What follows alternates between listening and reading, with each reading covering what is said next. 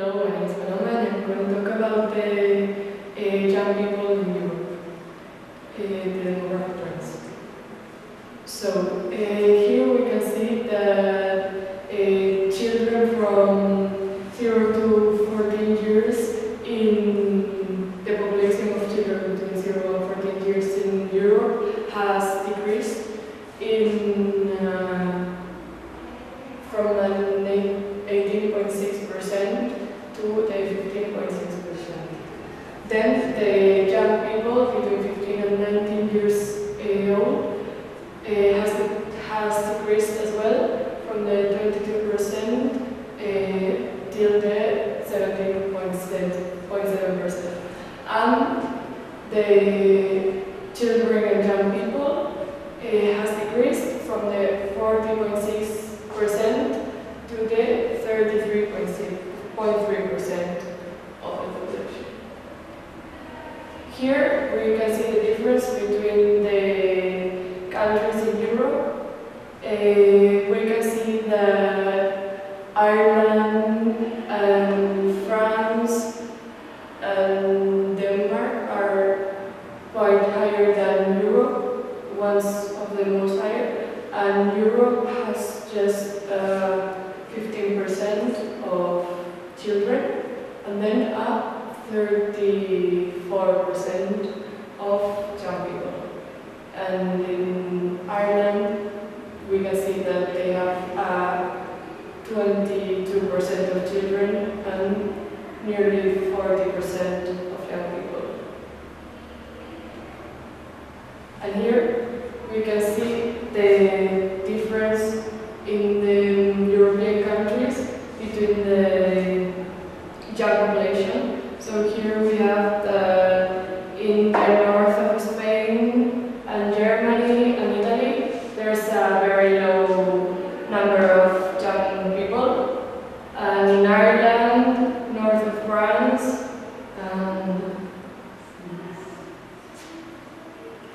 and Norway, we can see that there's a very high young population. Also in the central part of United Kingdom and Iceland.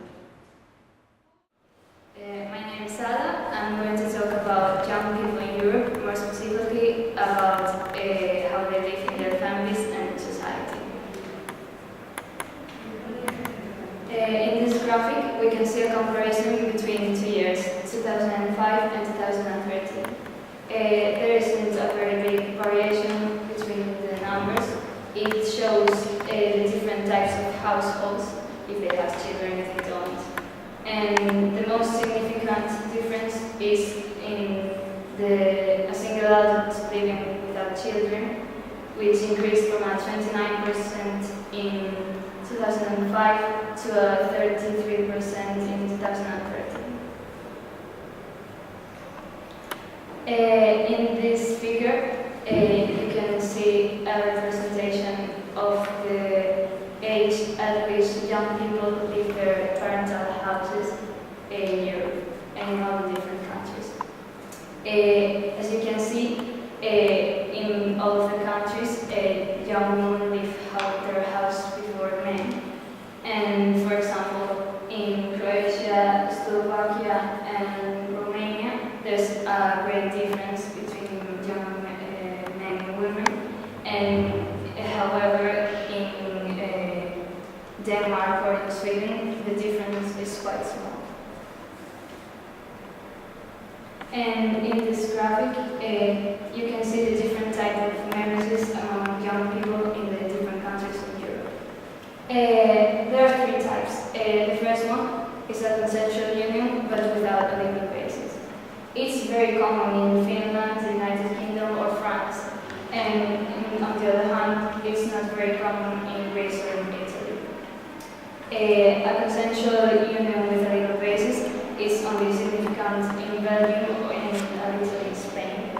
And normal marriage is very common in Poland and of course in Lithuania, which is the only marriage way. And it's not very common in Sweden, in Hungary, or in Ireland.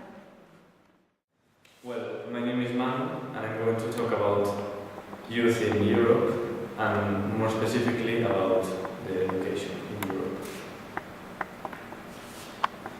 In this figure, I'm going to talk about the children up to 3 years of age that are cared by their parents or by a formal arrangement,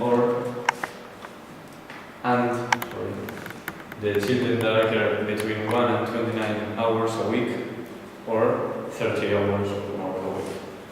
Here we have the average of Europe, that is 27.6%. And for example, we have Denmark, that almost all the children are cared for 30 hours a week. And Slovenia, Portugal, Bulgaria, and Lithuania. On the other hand, we have Netherlands, that almost all children are cared for 1 or 29 hours a week. Also, United Kingdom. Well, here in Spain, it's not such a big change. It's like 50-50 with children care between 1 and 29 and 30. And the Barcelona target established that the 33% of children would have to be cared by their parents. And for example, only Spain, Slovenia, France, Netherlands, Luxembourg, Sweden and Denmark approach this target. Here we have another figure that, and I'm going to talk about the participants in early education and the starting of compulsory education. For example, here in the year 2000, when I was born, only 85.8% of children could approach the early education. We had an increase here in 2002, another decrease in 2003, and in 2012, 93.9% of children could and can approach an education. Nowadays, the average is still increasing, and maybe one day we could have 100% of children approaching and starting in early education.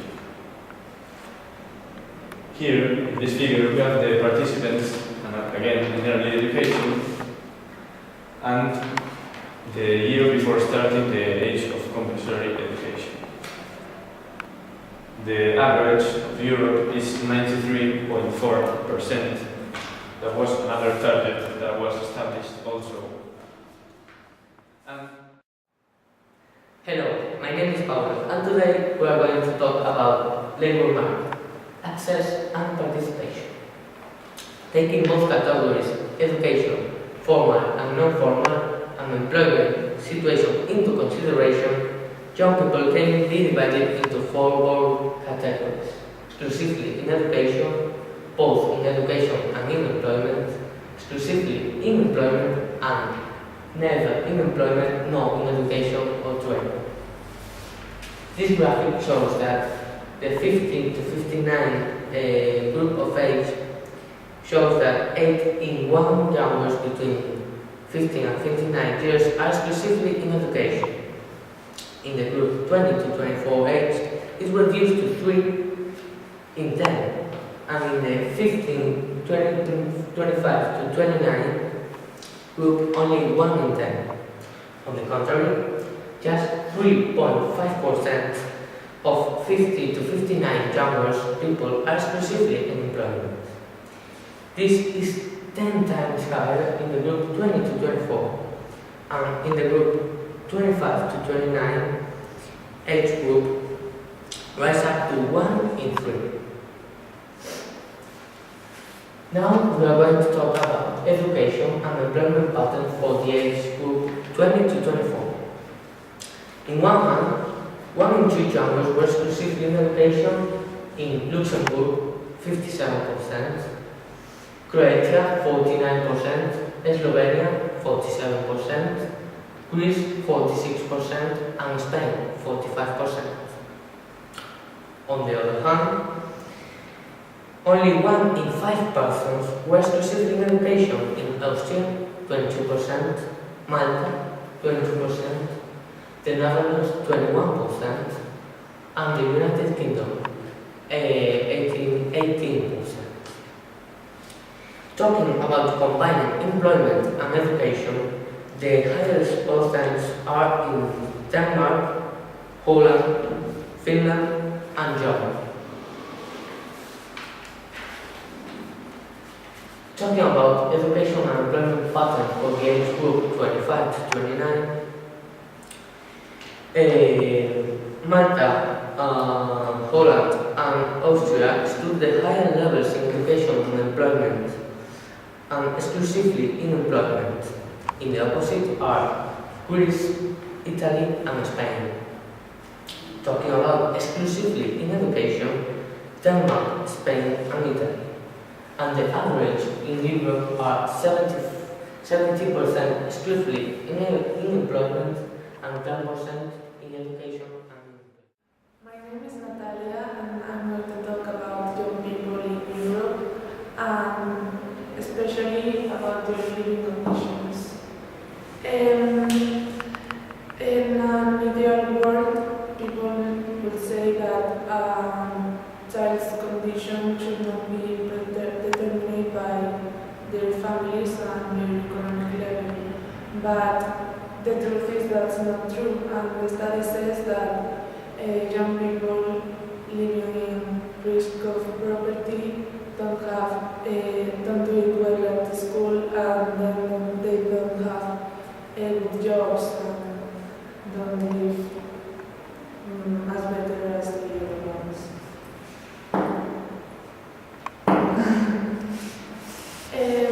In this figure, it shows people at risk of poverty in the whole population and children. We can see that children have a higher risk of poverty, and that's because their families have to spend money with them, so that they don't have money for other things. It's not really good because then children don't have the same opportunities in education. This figure shows the three dimensions of poverty, and we can see here that children have a higher percent of risk of poverty and all the same. Except of households with low working intensity, that is higher for the whole population than for children. And this shows people at risk of poverty or social exclusion in 2013 in all countries of the Union. And we can see that the countries that are more affected by the economic crisis have a higher percent of the population and children than countries that aren't that affected by it. So today I'm going to talk about the teens like us from high schools and schools and even from the university. And I'm going to talk about the digital world and how this is involved in our life. So the digital world, we think it's here since ever, but actually it's only here in the real world since 20-30 years ago. Like in the 80s it became something new, but now we think it's like something we were born with that actually isn't. And even nowadays there are so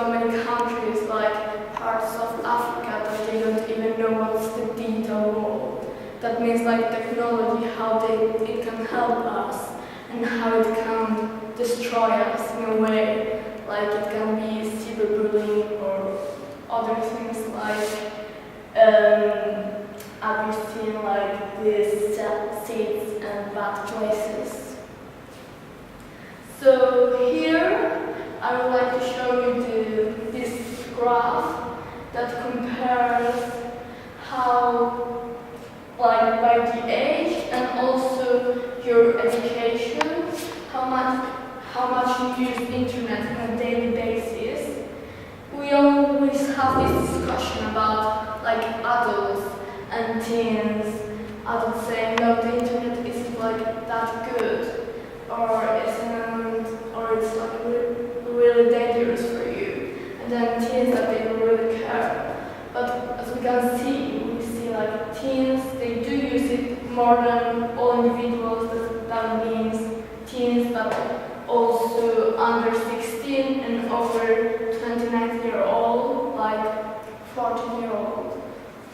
So we can see a difference of like 10 or 20, 50%, but also we can compare how people with more education, they use frequently the internet than the other people that they have a lower education. That can mean that people that don't have that much education, they can't afford the internet, or maybe people with formal high education, they can afford internet, but they also are able to understand that the digital world and internet, it's like a facility for you to know other culture, or to find out new things, or to get a job, or just like for enjoy and relax. And then we have, in young people, we see it a bit less, because like the difference are more or less, it's like the same, even you have low or medium formal education, but when we see the overall, it's higher, because we also include older people. And here we have different ways to use the internet, because we do know the digital world, it's not only about Facebook, Twitter, talking with your friends, posting pictures on Instagram. You can also use it to find information like for history or for biology, or like for even your job. If you're working, I don't know, as a history teacher, or maybe not in the education industry, you can even use it. And then also to talk to people, that's what we can do, or to create a web page that can even be your job. With the digital world, you can even have a job based on that. But like 30 years ago, you weren't able, you wouldn't imagine that you could make a job and have a job in like the air. And nowadays you can just call people and talk to people from overseas, which is incredible. Here we have the difference, the different countries of Europe. They use the internet, but not for talking, but for looking for information. We can see like Finland is the highest one, and in young people, not in the overall, but yes, in the teenagers. Also, if you see Finland education and the test, the PISA tests that they do in year 11, you can see how they have the higher marks talking to Europe, or one of the highest marks. We could say that's maybe because of the internet and because of like the young people, they use it to do wikis and to search for information to get some more culture. Because if you always talk about the Finland's education and how it's so developed and it's so no system, no studying, and it's about maths, but maths in the supermarket, or economy, but not economy or business that you study, but the real economy. And you can say that maybe they say to the students, or they make them feel that it's what they should do, to gain more knowledge